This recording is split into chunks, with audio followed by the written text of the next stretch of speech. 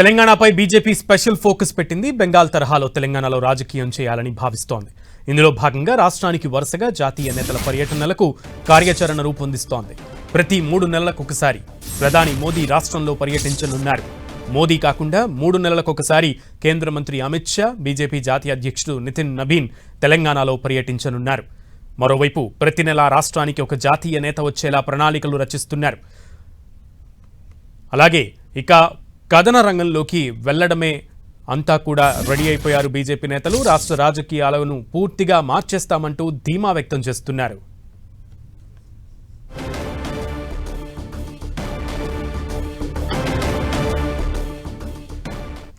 ఈ అంశానికి సంబంధించి పూర్తి సమాచారం మా ప్రతినిధి అజయ్ అడిగి తెలుసుకుందాం. అజయ్, సునీల్, బీజేపీ కొంచెం తెలంగాణపై స్పెషల్ ఫోకస్ పెట్టిందని అయితే మనకు అర్థమవుతుంది. వాళ్ళు తీసుకున్నటువంటి కార్యాచరణే ఇందుకు నిదర్శనం అని చెప్పుకోవచ్చు. బెంగాల్ తరహాలో తెలంగాణలో సైతం రాజకీయాలను పూర్తిగా మార్చేస్తూ తెలంగాణ పైన పట్టు సాధించాలన్న ఉద్దేశంతో అయితే పార్టీ ఉన్నట్టుగా తెలుస్తుంది. ఇందుకు అనుగుణంగా కావాల్సినటువంటి కార్యాచరణ కూడా సిద్ధం చేసుకున్నటువంటి పరిస్థితి మనకు కనబడుతుంది. వరుసగా రాష్ట్రానికి జాతీయ నేతలను తీసుకొచ్చి ఇక్కడ బహిరంగ సభలను, సమావేశాలను, కార్యకర్తలతోటి సమావేశాలను పెట్టి ఒక నూతన రాజకీయ విధానాన్ని అవలంబించేందుకైతే సిద్ధమవుతున్నటువంటి పరిస్థితి కనబడుతుంది. ప్రతి 3 నెలలకోసారి భారత ప్రధాని నరేంద్ర మోదీ తెలంగాణ పర్యటన ఉండే విధంగానైతే ప్లాన్ చేస్తున్నది. ఆయన వచ్చిన ప్రతిసారి ఇక్కడ ఏదో ఒక కార్యక్రమానికి, అధికారిక కార్యక్రమాల్లో పాల్గొంటూ శంకుస్థాపన లేదా ప్రారంభోత్సవాలు చేయడంతో పాటు పార్టీ పరంగా ఏర్పాటు చేసేటువంటి బహిరంగ సభల్లో పాల్గొనేందుకు కూడా కావాల్సినటువంటి కార్యాచరణ సిద్ధం చేస్తుంది. అదేవిధంగా కేంద్ర హోంశాఖ మంత్రి అమిత్ షా పర్యటనలు ప్రతి 3 నెలలకు ఒకసారి, అంటే ఇటు నరేంద్ర మోదీ పర్యటనలు కాకుండా ఇటు అమిత్ షా, అదేవిధంగా బీజేపీ జాతీయ అధ్యక్షుడు నితిన్ నబీన్ సైతం ప్రతి 3 నెలలకు ఒకసారి ఇక్కడికి వచ్చే విధంగానైతే కార్యాచరణ సిద్ధం చేసుకున్నటువంటి పరిస్థితి కనబడుతుంది.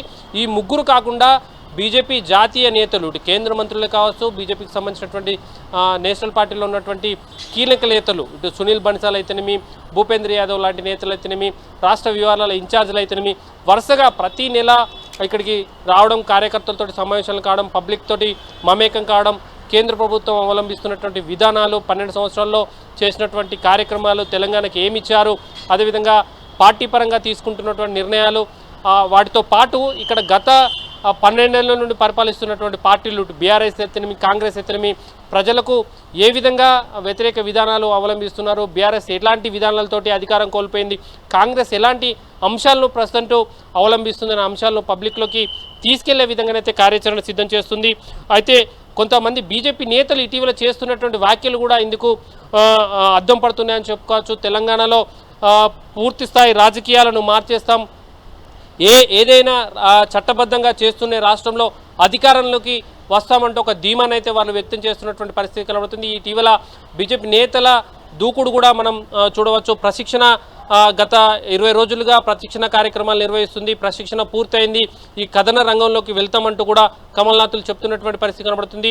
గతంలో ఎప్పుడు లేని విధంగా ప్రశిక్షణ కార్యక్రమాలను కూడా బీజేపీ పూర్తి చేసింది. రాష్ట్ర అధ్యక్షుడు రామచంద్రరావు సైతం 10 రోజుల పాటు దాదాపు 15 జిల్లాలలో ఆయన ప్రశిక్షణ కార్యక్రమాలకు నేరుగా అటెండ్ అయ్యి వారికి శిక్షణా తరగతులు కూడా ఇచ్చినటువంటి పరిస్థితి మనకు కనబడుతుంది. రాజకీయ శిక్షణ తరగతులు, సిద్ధాంతపరమైనటువంటి శిక్షణ తరగతులు, ఇక్కడ కాంగ్రెస్ అవలంబిస్తున్నటువంటి విధానాలు, అదేవిధంగా దేశవ్యాప్తంగా భారతీయ జనతా పార్టీ తీసుకుంటున్నటువంటి నిర్ణయాలు, దానివల్ల వస్తున్నటువంటి సత్ఫలితాలు, అంతర్జాతీయంగా జరుగుతున్నటువంటి అంశాలు, ఆ అంతర్జాతీయంగా జరుగుతున్నటువంటి అంశాలు దేశం పైన పడకుండా నరేంద్ర మోదీ ఏ విధంగా ప్రొటెక్ట్ చేస్తున్నాడన్న అంశాలను కూడా వారికి ఒక శిక్షణ కార్యక్రమాలు ఇవ్వడం జరిగింది.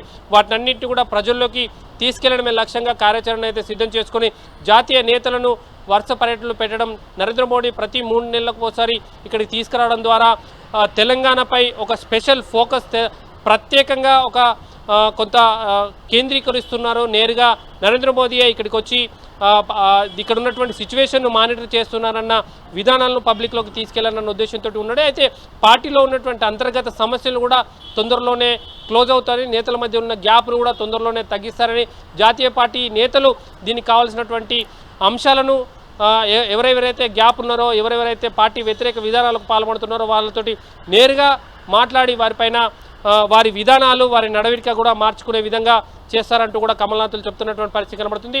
ఒకవైపు అంతర్గత విషయాలను క్లోజ్ చేసుకోవడం, మరోవైపు ఇతర పార్టీలపైన ఎదురుదాడి దిగడం, మరోవైపు జాతీయ నేతలను నరేంద్ర మోడీ, అమిత్ షా లాంటి నేతలను వరుసగా తీసుకొచ్చి ఇక్కడ అభివృద్ధి కార్యక్రమాలను పాల్గొనడం, అదేవిధంగా కేంద్ర ప్రభుత్వం ఇస్తున్నటువంటి నిధులను ఏమున్నాయని చెప్పడంతో పాటు ఇక్కడ ఉన్నటువంటి రాజకీయ అంశాలను ఎప్పటికప్పుడు ప్రస్తావిస్తూ బీజేపీ మైలేజ్ని పెంచుకునే ప్రయత్నం అయితే చేసేందుకు కావాల్సినటువంటి కార్యాచరణను సిద్ధం చేసుకున్నారు. Okay Ajay, thank you.